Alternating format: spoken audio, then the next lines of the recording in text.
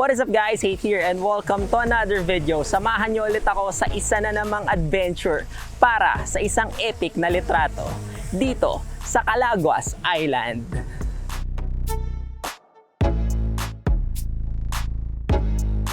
Mahaba ang biyahe papuntang Calaguas Island. Around 10 PM kami nagbiyahe mula sa Pasay at dumating kami sa port dito sa Vinsons ng 7 AM na. Then 10:30 AM naman kami eksaktong dumating sa isla ng Calaguas. Tour package lang yung kinuha namin kaya inaasahan na rin namin yung mga delays sa biyahe. Kasama na yung medyo masikip na van at UV Express style na pagmamaneho sa kalsadang malabituka na ilalapit ka talaga kay Lord kakadasal mo habang nasa biyahe. Ang kagandahan lang pag tour package, yung kinuha nyo ay hindi nyo naiisipin yung pagod ng pagdadrive at yung kakainin nyo pagdating nyo dun sa isla. Tipid siya kapag dun mo siya tiningnan.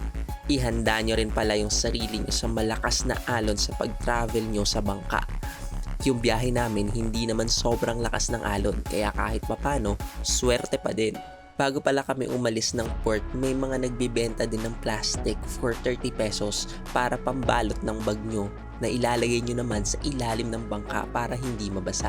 Ako hindi ko na inilagay yung gamit ko sa ilalim ng bangka kasi mas delikado doon para sa mga photography equipment natin. Dapat laging nasa tabi natin tong mga gamit natin para mas maingatan natin siya.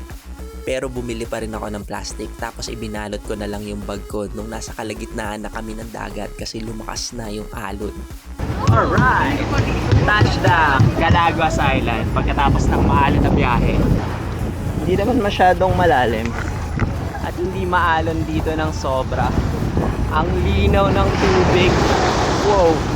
Ito yung kagandahan dito kapag sa west side nakatapat yung beach. Kasi natatakpan niya yung sa east, nandun ang gagaling yung malakas na alon. So dito, patay na yung alon, kaya patag na siya. Tapos ang ganda ng kulay, oh. Dun sa bandang dun, asul na asul, ano ba tawag dun? Navy blue na kulay. Dito, turquoise yung kulay niya. Nice. Ayan yung bangkang sinakyan namin, oh. Hindi makakalain na lapag mo dito sa isla ng Calaguas, sobrang payapa nung alon niya kasi yung biyahe namin sobrang lakas nung alon. Hindi naman sobra daw yon, basta malakas na alon siya. Look at that, sobrang solid dito. Ang daming nagsasabi at nagkukumpara ng Calaguas Island and Boracay. At sinasabi nila na mas maganda at pipiliin nila dito sa Calaguas kaysa sa Boracay. Sorry na po agad sa Boracay. Well, kung ako yung papipiliin, totoo nga, mas pipiliin ko tong Calaguas kaysa sa Boracay kasi overrated na sa Boracay eh. Though madaling puntahan ng Boracay, dito kasi tingnan mo yung dagat oh. Tingnan nyo naman yung dagat and tingnan nyo yung buhangin. Hindi ko alam kung alin yung mas pino, pero pinong-pino to eh. Pinong puting buhangin. Tapos, ang linis ng tubig. Sobrang, tingnan nyo naman yan. Hindi pa maganda yung sky niyan ha. Parang may bagyo pa dun sa part na yun ha. Pero ang ganda ng kulay ng dagat. Solid. Open cabana. Close cabana. Close cabana yung kinuha namin.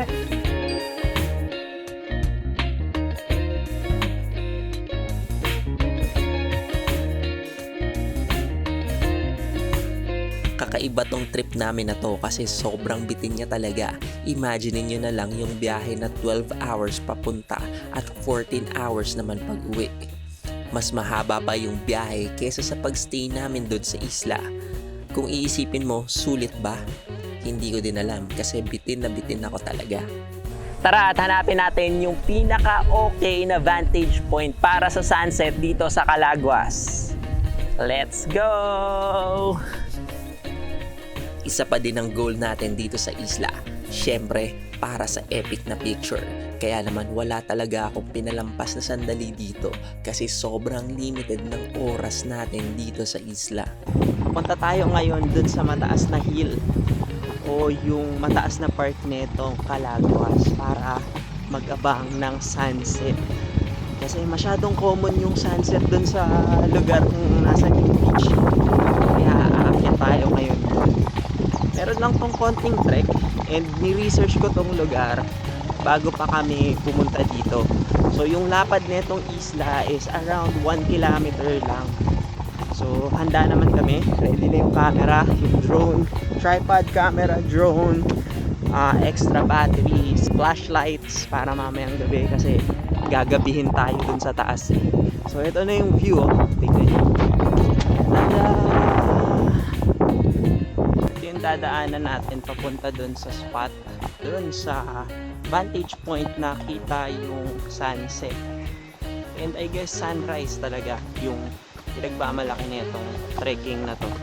Ayan, as in trekking talaga siya. Trek.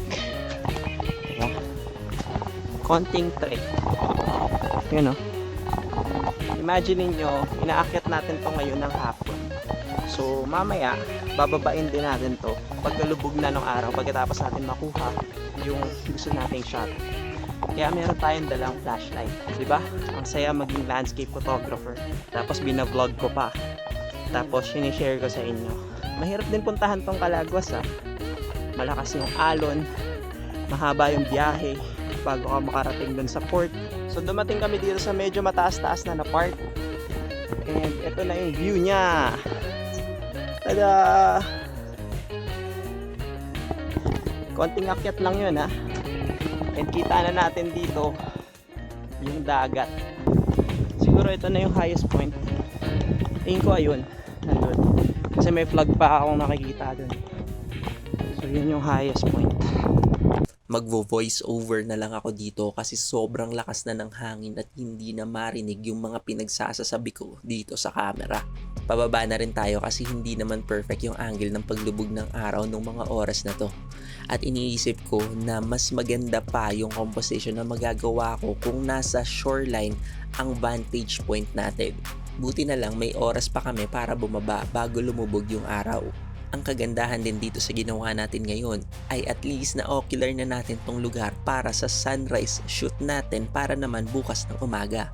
Mahalaga na makita muna natin yung perfect spot para mapaghandaan natin yung composition na pwede nating magawa doon sa lugar. Hindi na ako nakapag-video masyado nitong sunset mismo kasi hindi din naman sobrang ganda nung paglubog ng araw kasi natakpan siya ng ulap nung mismong paglubog na niya sa horizon. Buti na lang din ay may mga picture tayong nakuhaan bago siya matakpan ng ulap.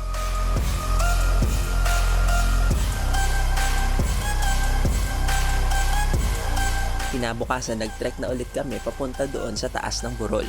Ang kagandahan nito ay na-ocular na namin yung lugar kahapon kaya alam ko na kung saan ako tatayo para sa framing ng mga photos. 30 minutes lang yung trekking kaya easy trek lang siya talaga. Naabutan pa namin sa taas yung paglubog ng buwan at nakapag-konting Milky Way shot pa kami bago tuluyang sumikat naman yung araw.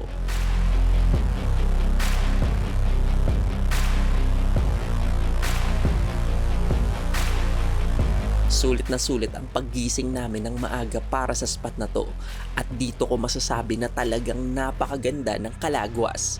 Perfect for sunset and sunrise. Sana sa susunod na punta natin dito mas matagal na din para makuha talaga natin yung pinakamagandang litrato ng Calaguas Island.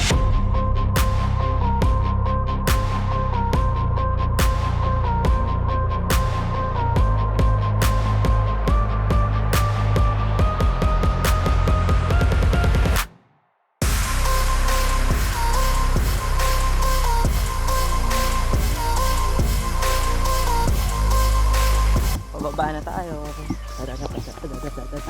Ang ganda naman talaga ng panahon kapag pauwi ka na oh.